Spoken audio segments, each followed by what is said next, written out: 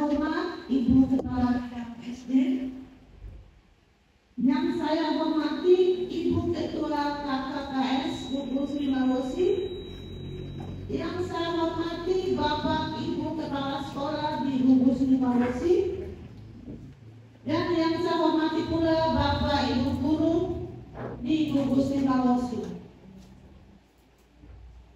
Pertama-tama marilah kita panjatkan puji dan syukur kepada Tuhan atas berkat dan anugerahnya sehingga kita semua dapat berkumpul di tempat ini guna mengikuti kegiatan workshop kita dengan tema peningkatan kompetensi guru dalam penyusunan rencana pelaksanaan pembelajaran mendalam atau DPRD di kita punya gugus, yaitu Gugus Limalosi. Baik, sebelum memulai kegiatan workshop, saya akan membacakan susunan acara atau susunan kegiatan kita pada pagi hari ini. Yang pertama, pembukaan yang sudah kita lalui, 2 doa nanti yang dibawakan oleh Ibu Angelita Wana, izin dari SD Usidara. Yang ketiga, laporan panitia.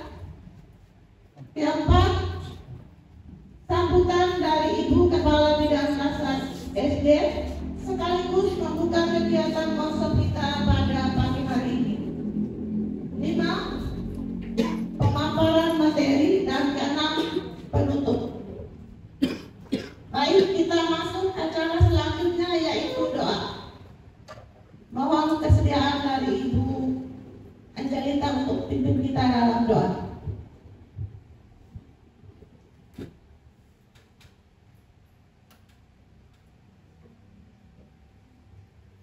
Baik, Bapak Ibu, sebelum kita memulaikan kegiatan kita pada hari ini, kita akan berdoa dan izinkan saya membawakan kita sesuai dengan ajaran kita yang mohon menyesuaikan. Mari kita berdoa. Selanjutnya laporan panitia kepada Ibu Bendahara, dipersilakan.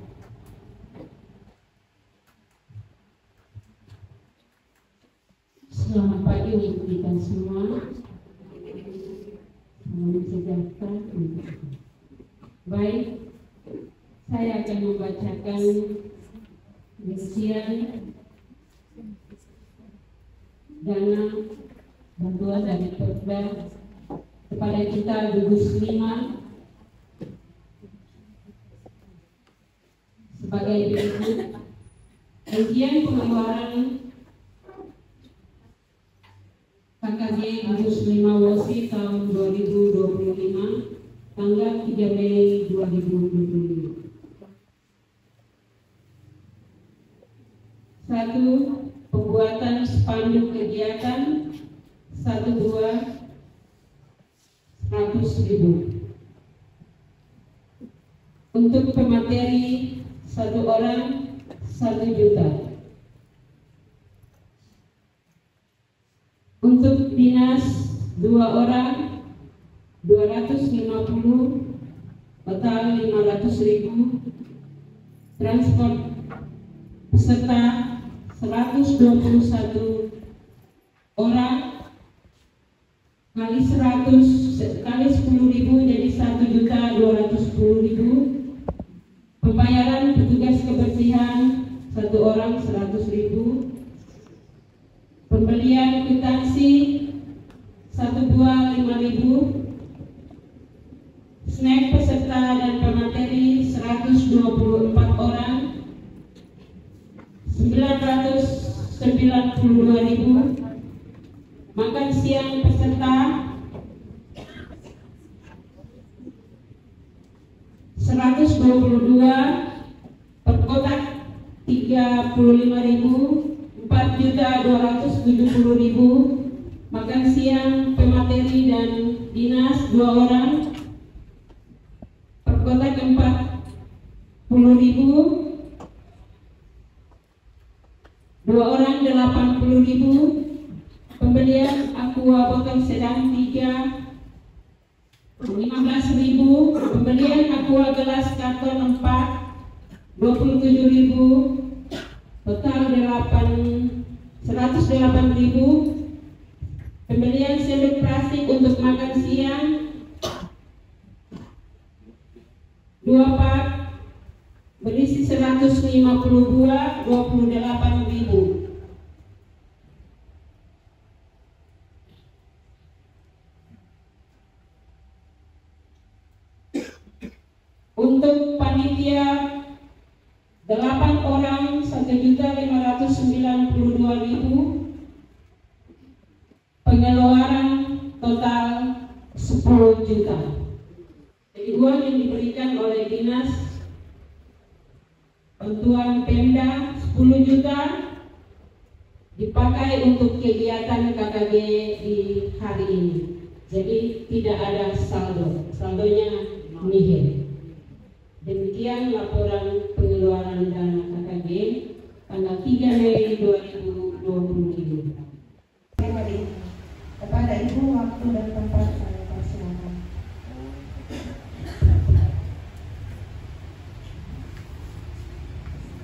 Shalom, Mei 2025. Kegiatan workshop peningkatan kompetensi guru dalam penyusunan RPP Team Planning KKG Gunung Sliba pada hari ini saya buka.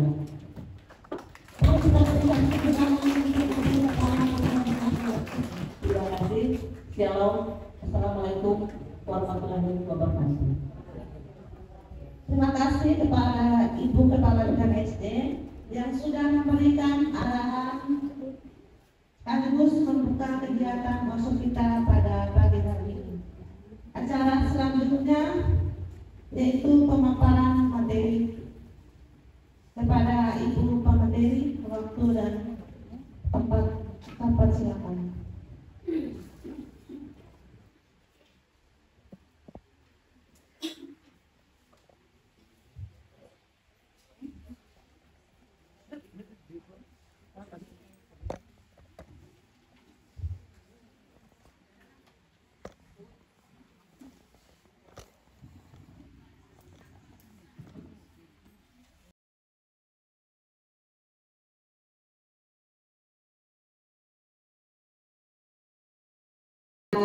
Dana yang diberikan oleh pemerintah untuk KKG sebesar 10 juta.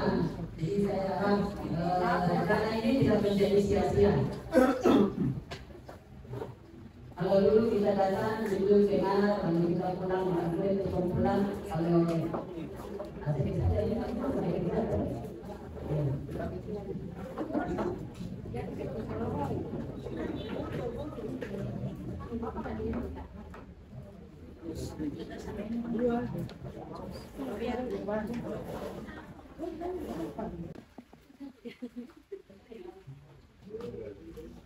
Ya, sesuai dengan kesepakatan, sesuai dengan penyampaian yang sudah disampaikan lewat KKG, lewat WA KKG, hari ini kita materinya tentang penyusunan RPP dan learning. Ya, lagi-lagi bicara tentang RPP.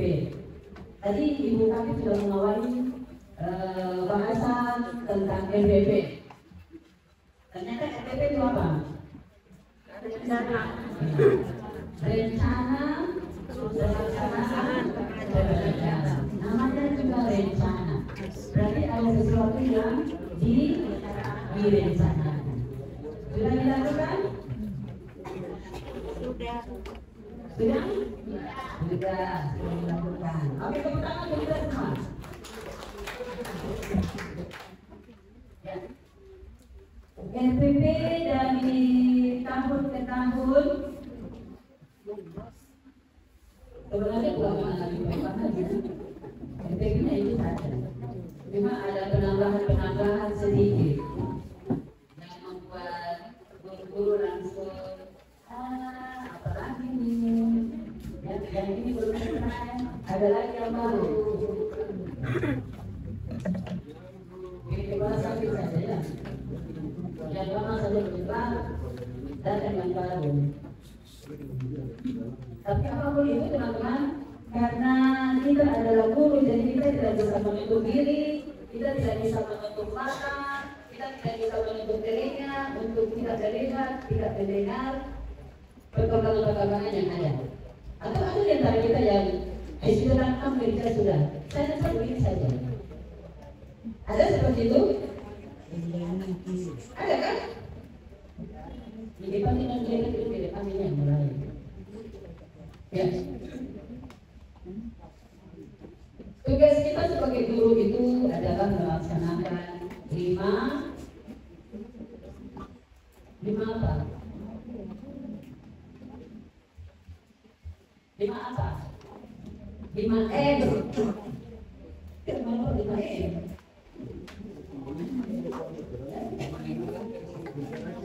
Ya, M yang pertama apa? Bahkan tahu M yang pertama. Berarti ini masih baru, harus disampaikan. Nah, melaksanakan. Terus, laksanakan. Lagi, informasi. Begini. Apa lagi? Laporkan. Ya, tapi bukan di Google baca 5M itu apa. Jadi bukan bicara uang 5M ya. Ya. Kita punya kegiatan. Kita ada informasi. Nah itu tugas guru. Dari dulu, bukan sekarang ini bahwa tugas gurunya 5M. Sudah dari dulu. Dari zaman saya jadi guru itu juga 5M sudah ada. Tapi kalau dulu kan kita masih manual dari tulis di buku besar. Tidak ada itu. Kalau dulu namanya satuan pembelajaran. Kesini rencana pelaksanaan pembelajaran. Sampai terakhir ini modul pembelajaran. Apapun itu tujuannya sama. Ya, satuan pembelajaran kan, RDP kan, modul kan, tujuannya sama. Artinya bahwa itu adalah rencana-rencana kita yang kita sampaikan di kelas.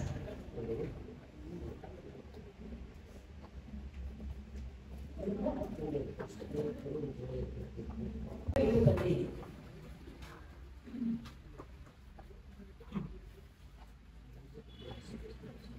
Nah kali ini kita juga akan bicara tentang bagaimana cara kita membuat RDP job learning.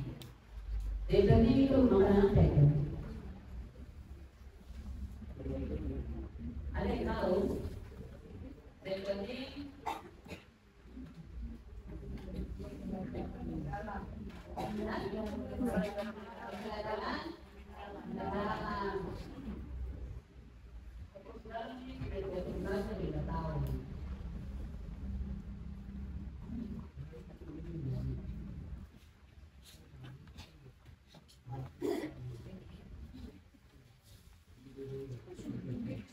sudah baca-baca tentang job learning? Sudah baca? Belum? Hanya cuma dengar-dengar saja, ada job learning. Kalau job learning ini menggantikan kurikulum merdeka atau bagaimana nih? Tidak. Ya? Menggantikan kurikulum merdeka atau? Tidak, dia tidak menggantikan kurikulum merdeka. Ya semoga tidak tergantikan ya. Kurikulum merdeka sudah itu kurikulum lain yang pakai sampai nanti. Ya. Semoga tidak ada jam berubah kurikulum lagi. Karena apapun perubahan kurikulum, kalau kita tidak bersemangat untuk menyambut perubahan itu maka akan tetap sama saja. Jadi sebagus apapun kurikulum, sehebat apapun kurikulum, sehebat apapun kurikulum, sesempurna apapun kurikulum, kalau pendidiknya kita masih senang ada di zona nyaman, maka itu tidak berarti apa-apa. Tapi kalau kita tertantang untuk mengetahui ini apa yang isi kurikulum ini, maka di situ akan terjadi perubahan. Tapi kalau kita masih merasa nyaman ada di zona kita saat ini, kalau tidak bikin RDP itu tidak apa-apa, tidak masuk ke rapi tidak apa-apa. Nanti lama-lama kita akan ditinggalkan. Karena perubahan ini Kita tahu bersama bahwa semakin hari semakin terjadi banyak perubahan-perubahan. Termasuk di dalamnya pemanfaatan IT dalam pembelajaran. Pembelajaran mendalam menuju pendidikan tertentu untuk semua. Jadi ini menjadi visinya pendidikan Indonesia. Pembelajaran mendalam menuju pendidikan tertentu untuk semua. Pembelajaran itu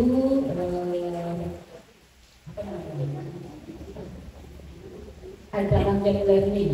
Deep learning itu sama dengan pembelajaran mendalam. Pembelajaran mendalam itu sama dengan deep learning. Dua orang. Lihat, nah deep learning ini yang perlu diketahui oleh teman-teman semua. Deep learning itu bukan pengganti kurikulum merdeka. Itu pertama harus diketahui dulu. Deep learning itu bukan pengganti kurikulum merdeka, tapi deep learning itu adalah sebuah pendekatan yang digunakan dalam proses pembelajaran. Jadi bukan menggantikan kurikulum, bukan kurikulum baru, bukan. Dia hanya sebagai pendekatan pembelajaran, sama seperti pendekatan pembelajaran yang lain. Oke, lanjut.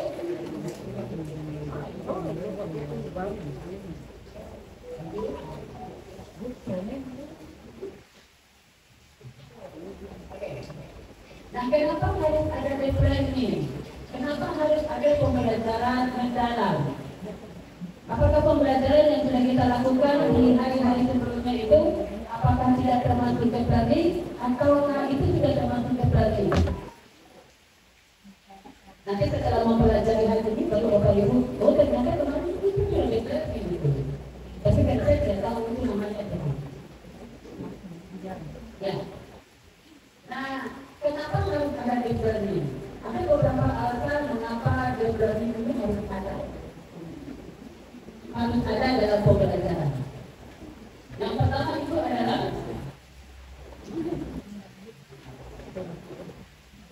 pergantian metode. Ya, misalnya seperti itu ya, pergantian menteri, pergantian kebijakan, dan semua hal itu berubah. Ya, pembelajaran mendalam tadi sudah ada. Ini prinsipnya berkesadaran, bermakna, dan menggebrakan. Lanjut. Nah, melalui apa? Melalui olah pikir, olah hati, olah rasa, olahraga. Coba kita lihat, olah pikir itu tentang apa? Berbicara tentang kemampuan kognitif. Kemampuan untuk memahami ya. Kalau kemampuan kognitif bicara tentang pengetahuan, bagaimana dia memahami, bagaimana dia menyelesaikan masalah, memecahkan masalah, bagaimana dia menemukan solusi. Kemudian olah hati bicara tentang apa? Bicara tentang karakter ya. Oke. Kemudian olah rasa tentang perasaan, keinginan dari Bapak Ibu kalau di masa ruangan bagus seperti ini sampaikan ke anak-anak yang tidak mendengarkan, tidak menonton. Mereka juga bisa menghargai apa yang ada di sekitar mereka. Ada metode, ada konten, ada kesehatan. Nah ini termasuk di praktik pedagogi. Nanti sebentar kalau Bapak Ibu bikin ada tiga: memahami, mengaplikasi, dan refleksi. Ini adalah pengalaman belajar di dalam edukasi. Selanjutnya, selain pengalaman belajar, ada prinsip pembelajaran. Tadi sudah disampaikan prinsip pembelajaran itu apa? Prinsip pembelajaran itu apa? Berkesadaran, bermakna, mengembirakan.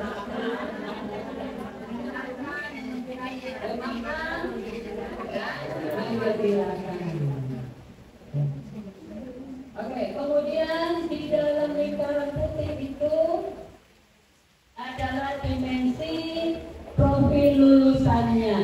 Coba yang di depan baca.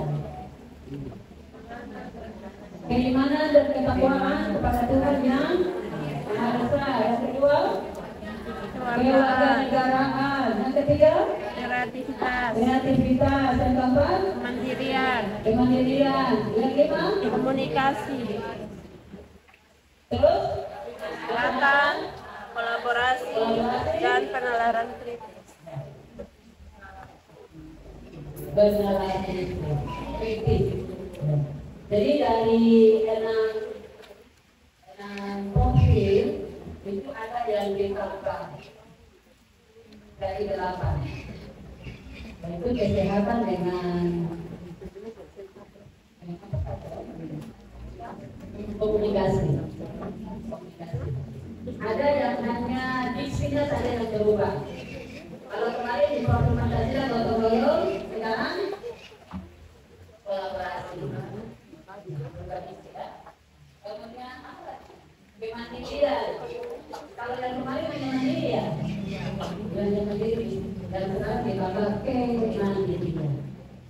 Tapi maksud dan tujuannya itu sama. Oke?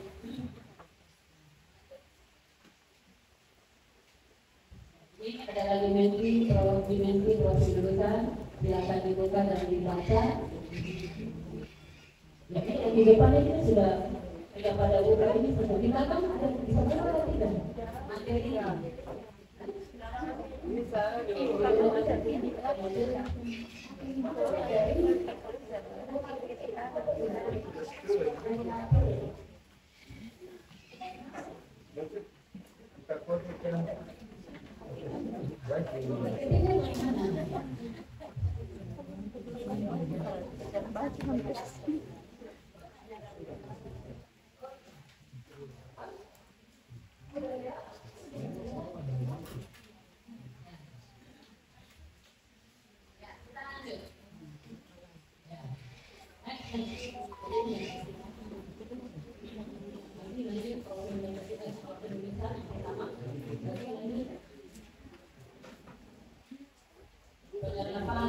ya, ini sudah tadi ya.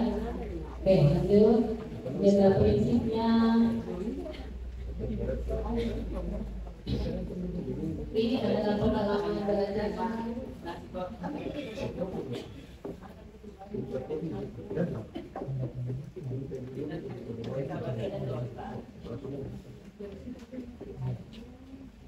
Pengalaman belajar itu memahami mengaplikasi dan oke, lanjut.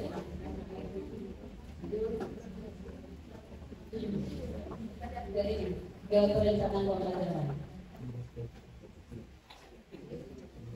Yang ini kan saya pakai. Kalau Bapak Ibu dapat materi ini lalu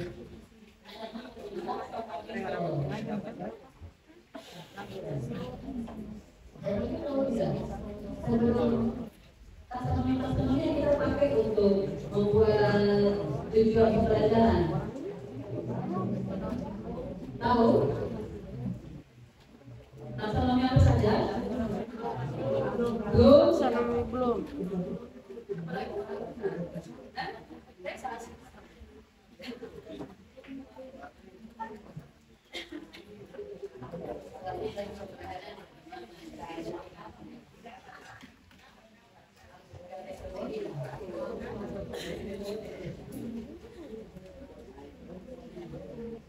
Jadi ada teman-teman taksonomi grup yang direvisi oleh Anderson, kemudian taksonomi Masano, taksonomi Biji. Nah sekarang di DPR ini dikenal dengan taksonomi Solo, bukan warung Solo. Bukan kota Solo, bukan Solo yang artinya sendiri, bukan. Tapi Solo itu adalah singkatan dari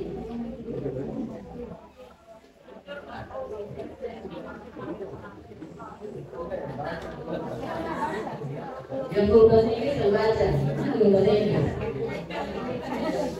Ya, saya guru bahasa Inggris baca ini. Baca bahasa Indonesia bisa Indonesia jadi. Ada strukturnya lagi.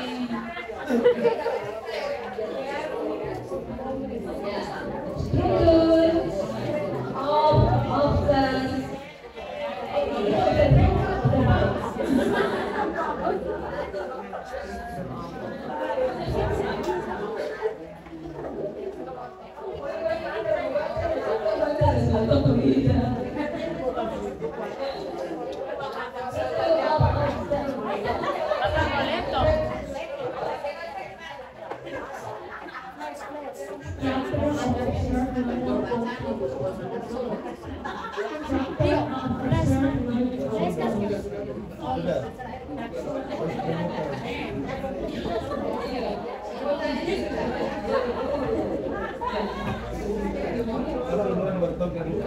Ya, nah, taksonomi Solo ini sama dengan taksonomi Bloom, sama dengan taksonomi Masano, sama dengan taksonomi Wijin. Kenapa saya bilang sama? Karena di dalamnya itu ada tata kerja operasional. Sama. Hanya karena bahasa Inggris jadi nanti bahasa Inggris yang diterjemahkan. Ya. Ini kan sesuatu hal apa ya? Analisis, analis kan? Analis kan analisis. Oh, analis.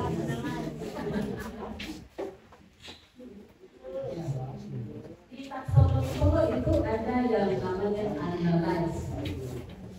Cuma bukan di taksonomi Bloom.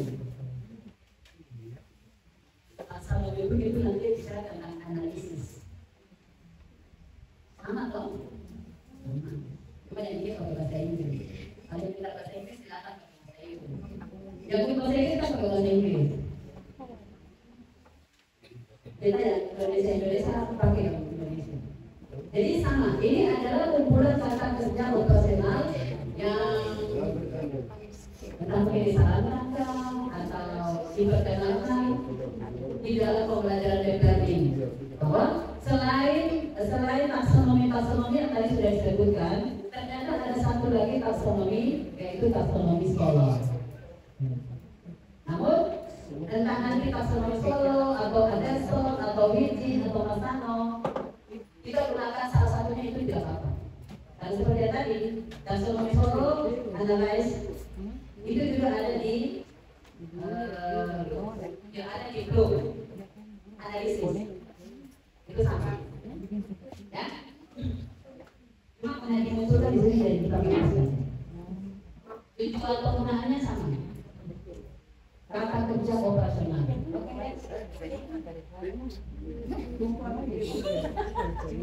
Ya, ini adalah perbedaan antara pembelajaran mendalam. Pembelajaran mendalam dengan taksonomi Bloom, ranah kognitif. Kalau di taksonomi Bloom, mengingat, memahami itu ada di dalam kedua atau ketiga. Memahami, ya, masih rendah. Yang diharapkan di pembelajaran mendalam ini taksonomi atau kata kerja yang kita gunakan itu adalah kata kerja yang ada di level C4, C5 dan C6. Supaya pembelajarannya menjadi pembelajaran host. Kalau kita pakainya di memahami di level 1, 2, dan 3 itu pembelajaran kita masih pembelajaran lodge. Jadi diharapkan nanti teman-teman saat buat tujuan pembelajaran, usahakan tujuan pembelajaran itu ada di C4, C5, dan C6. Gitu ya? Oke, lanjut. Ya, lanjut saja. Terus. Ya, ini kerangka pembelajaran tadi sudah dijelaskan ya. Sudah? Ya. Lanjut. Lanjut. Kemitraan, ya, Bapak Ibu, ini adalah kerangka pembelajaran dan learning. Bicara tentang kemitraan pembelajaran. Mitra, kita bermitra dengan siapa? Contohnya begini, kalau kita mau belajar apa? Belajar tentang kesehatan, belajar tentang belajar tentang kesehatan, misalnya pencernaan, sebagai kolaborator, sebagai apa lagi? Pengembangan budaya belajar. Ya, selalu memberikan motivasi kepada peserta didik. Oke, lanjut.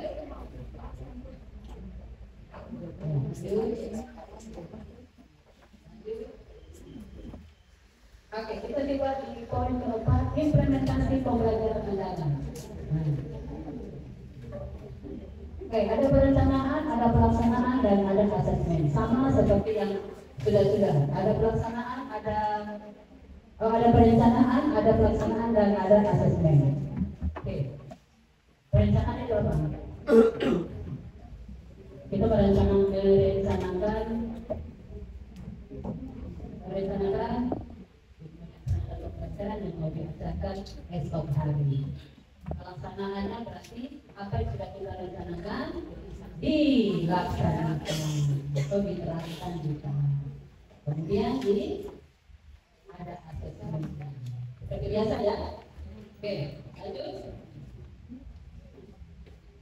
Nah, inilah perencanaan pembelajaran mendalam.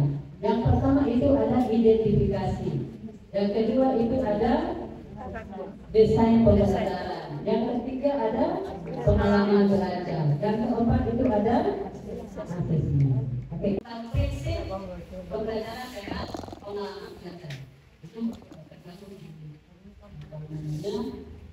tergantung di pengalaman belajar. Bagaimana cara membuat kegiatannya? Kegiatannya sama seperti Bapak Ibu buat FPP di kegiatan ini. Jadi di kegiatan rangka pembelajaran itu sama persis kayak di RPP yang kita buat. Pembukaannya apa? Ada persepsinya dan sebagainya. Di kegiatan intinya apa? Nah di kegiatan inti itu masuk pengalaman belajar. Jadi pengalaman belajar yang prinsip pembelajaran itu ada di kegiatan inti. Tadi pengalaman belajar kan apa? Memahami, aplikasi, refleksi. Pengalaman belajar.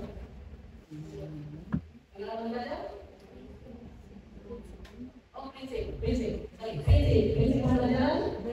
Dari kesadaran, memaham. Menggembirakan. Kalau berkesadaran, kalau prinsip itu dia tidak beraturan, tidak apa-apa. Dan kalau prinsip tidak beraturan, tidak apa-apa. Tapi kalau pengalaman belajar, dia harus beraturan. Jadi harus memahami dulu, selesai memahami, baru dia mengaplikasi, selesai mengaplikasi, baru dia merefleksi. Ya. Tapi kalau prinsipnya itu tidak harus berurutan. Ya. Jadi bisa satu kegiatan bisa dua prinsip, atau satu kegiatan bisa satu prinsip. Misalnya kalau kita berdiskusi itu kira-kira masuk bermakna atau menggembirakan, atau bermakna dengan menggembirakan. Jadi bisa dua prinsip itu bisa masuk dalam satu kegiatan. Tapi sama-sama ada di kegiatan inti. Sama-sama ada di kegiatan inti. Sayang? Oke, kita cepat kayak simulasi satu RPP. Oke, terus asesmen. Ada asesmen awal pembelajaran, asesmen proses, asesmen akhir. Kalau saya di situ dikatakan asesmen awal itu as learning, kemudian for learning dan out learning. Saya memahaminya itu ada dua jenis asesmen, formatif dengan sumatif. Yang formatif itu terbagi menjadi dua. Ada asesmen awal dan asesmen selama proses pembelajaran. Asesmen awal itu yang saya pahami itu berkaitan dengan asesmen diagnostik. Jadi kalau asesmen diagnostik kita tidak bisa melakukan asesmen saat kita mau belajar. Sebelum kita belajar hari ini kita harus melakukan tes kemarin. Jadi 2 jam terakhir kali 15 menit jam terakhir.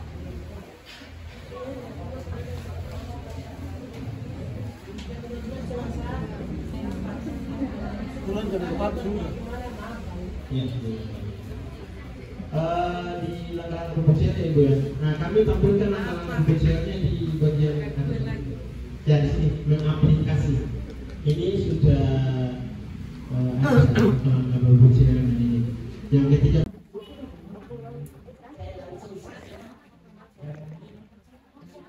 Kita pembuatan SPP ini saya dulu kelas 2 di SD Negeri Promosi tempat ini yang saya masih bingung dan ingin bertanya kepada ibu sebagai narasumber yaitu mengenai waktu tadi dari terakhir ibu berkatakan kalau 2 jam itu sama dengan 35 menit.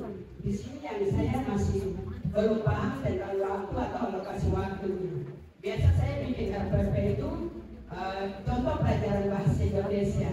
Kalau dari kami di sini masuk pembelajaran sudah 7:30 berarti jam 7.30. Dari jam 7.30 itu perhitungan sampai jam 9.15 kami istirahat dari satu pembelajaran, contohnya bahasa Indonesia. Nah, di situ biasanya saya bagi dalam 3 kelompok. Kelompok A berarti saya memberikan mereka jauh juga dengan pendekatan-pendekatan yang mungkin Bapak Ibu kita sudah pelajari. Terima kasih. Waktu selanjutnya saya kembalikan. Sampai di sini ada yang bertanya.